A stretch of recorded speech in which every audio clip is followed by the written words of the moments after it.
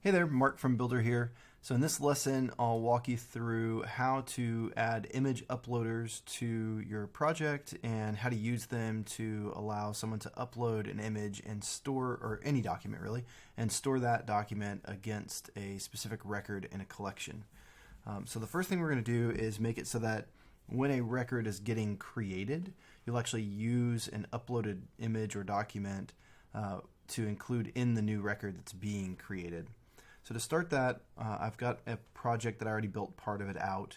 We have a list page, we have a list row page, and on the list page over here on the left, we have this one field, and when clicking create record, it runs this flow that creates a record.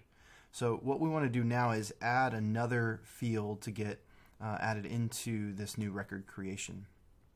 And we want that to come from an image uploader. So if you type in image into the basic elements, you'll see there's one called image uploader. So I'll drop that right here. So it's in between those two. So there will be this input value, which I'll change to be item name. Change the placeholder so it says item name. And then we have the image uploader, and then we have the create record button. So now that we've got this on here, what we want to do is go back to the flow where we're creating the record, and we're going to add another field. So I'll map a new field. And the field that we're going to use is the image field. So I just went and created a field called image. And now what I'm going to do is when the new record gets created, we'll fill that image field using the new image uploader element that I dropped onto the page. So I'll choose image uploader, and it's just going to bring the value.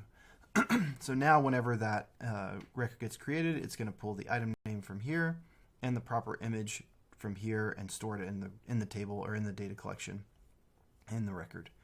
And then the other thing we want to do is on the element itself, we have kind of two options here. We could drop an image onto that row so it's display only, and then map that field to it. So what that would look like is like this.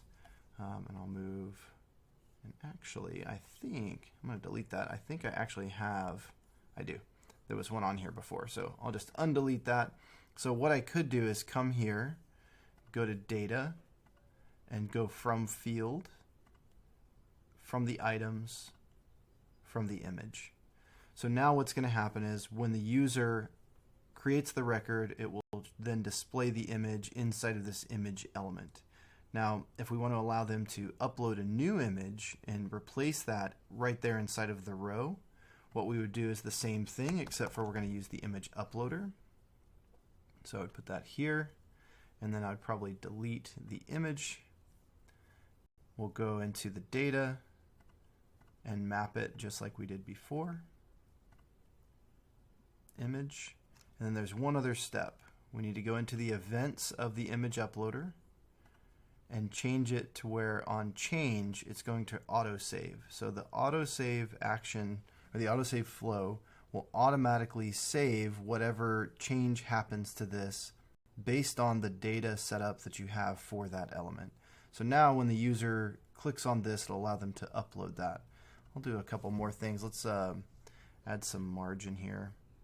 Put a right margin on it. So we'll go 20, just so we have a little bit of space there. And then I think I'll change this to be like 50 pixels and, oops, 50 pixels there.